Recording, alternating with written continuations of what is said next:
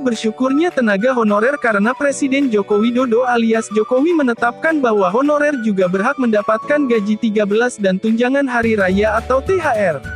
Tentu saja dengan diberikannya tunjangan berupa gaji 13 dan THR merupakan kabar gembira bagi tenaga honorer di tengah rencana penghapusan masal akhir tahun. Dengan tunjangan berupa gaji 13 dan THR ini, tenaga honorer bisa menggunakan tunjangan sesuai kebutuhan karena nominalnya yang cukup besar. Bahkan, tenaga honorer bisa mendapatkan gaji 13 dan THR pada tahun ini mencapai 19 juta rupiah. Apakah semua tenaga honorer bisa mendapatkan gaji 13 THR tahun ini dan apa saja syarat mendapatkannya?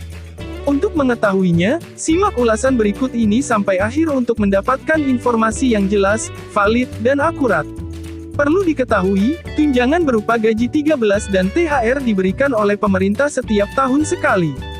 Tunjangan ini diberikan khusus PNS, PPPK, TNI, Polri, pejabat negara, hingga pensiunan sebagai bentuk penghargaan atas pelayanan yang diberikan kepada publik.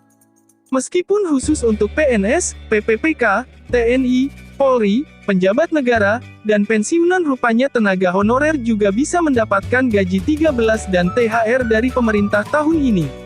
Terdapat beberapa syarat yang harus dipenuhi oleh tenaga honorer untuk bisa mendapatkan gaji 13 dan THR.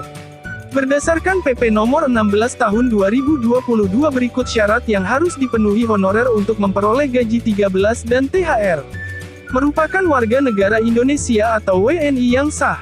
Telah melaksanakan tugas pokok organisasi secara penuh dan terus-menerus paling singkat 1 tahun sejak pengangkatan atau penandatanganan perjanjian kerja.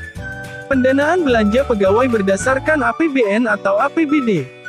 Diangkat oleh pejabat yang memiliki kewenangan atau telah menandatangani perjanjian kerja sesuai peraturan perundang-undangan. Jika honorer belum melaksanakan tugas organisasi paling sedikit dalam waktu 1 tahun, honorer tetap bisa mendapatkan gaji 13 dan THR dengan memenuhi ketentuan berikut ini.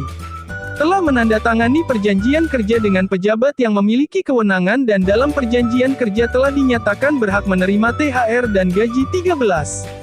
Telah ditetapkan menerima THR dan gaji 13 oleh pejabat pembina kepegawaian dalam surat keputusan pengangkatannya.